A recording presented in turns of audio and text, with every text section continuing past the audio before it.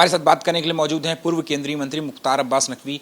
नकवी साहब, यूपी सूबे के मुख्यमंत्री हैं योगी आदित्यनाथ। उन्होंने बोला है कि भारत का जो राष्ट्रीय धर्म है वो सनातन धर्म है और इस धरती का इकलौता धर्म जो है वो सनातन धर्म है, और जो चुनौती सनातन धर्म के सामने है वही भारत की भी चुनौती। देखिए, सनातन और भारत का संस्कार और संस्कृति, उसमें कोई विरोधाभास नहीं है। सनातन जो है वो एक संस्कार है, एक संस्कृति है और एक संकल्प है, और यही संकल्प जो है वो समावेशी समाज को सशक्त करता है, मजबूत बनाता है। और पूरी दुनिया जो है वो आज सनातन संस्कार, सनातन संस्कृति की तरफ जो है वो बहुत विश्वास के साथ, बहुत उम्मीद के साथ देख रही है। इसलिए जो योगी आदित्यनाथ जी ने कहा वो बिल्कुल सही है, और वही देश की आवाज़ भी है, वही देश की पहचान भी है। लेकिन भारत का राष्ट्रीय धर्म सनातन को बनाने में क्या लगता है कि विपक्षी पार्टी अब इसके खिलाफ कहीं ना कहीं? ये संस्कार है, ये संस्कृति है। धर्म बहुत से हो सकते हैं, हमारा देश अकेला ऐसा देश है। इस सनातन संस्कार, इस सनातन संस्कृति का कारण है कि दुनिया के सारे धर्मावलंबी हमारे देश में हैं। जो धर्म को मानते हैं वो भी हैं, जो धर्म को नहीं मानते वो भी हैं, और यही सनातन संस्कार और संस्कृति की खूबसूरती है।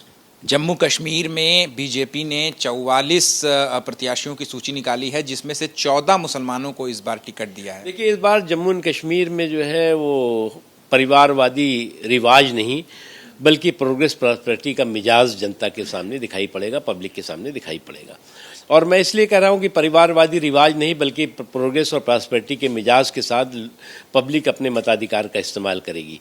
क्योंकि जो परिवार, जो ख़ानदानी एक सियासत रही है, ख़ानदानी विरासत रही है, वो जो है वो इनके जो है वो रोटेशन पे सरकार चलती रही। एक परिवार आया तो दूसरा परिवार गया, दूसरा परिवार आया तो तीसरा गया, और उसने जो है वो पब्लिक को लूटा और अपने आप को जो है वो जम्मू एंड कश्मीर के जागीरदार की तरह जो है वो व्यवहार किया, और जनता को जो है वो एक अपने जागीरदार की तरह उनके साथ जो है वो छल किया, उनके साथ लूट खसोट की। इसलिए जो है वही चुनाव बहुत दिनों के बाद जो है डिलिमिटेशन के बाद हो रहा है, 370 के बाद हो रहा है, 370 के बाद हो रहा है, तो कई मायनों में ये महत्वपूर्ण है। और मैं मानता हूँ कि ये चुनाव ऐतिहासिक होगा और परिवारवाद के रिवाज को परास्त करके प्रोग्रेस और प्रॉस्पेरिटी के मिजाज को मजबूत करने वाला दिखाई पड़ेगा।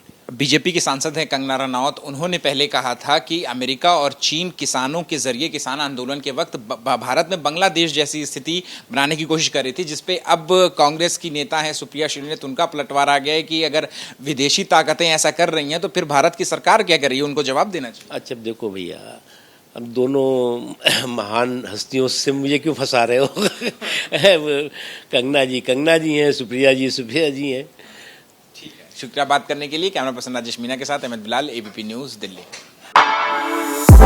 For exclusive and insightful videos, subscribe to our new channel ABP Live Premium.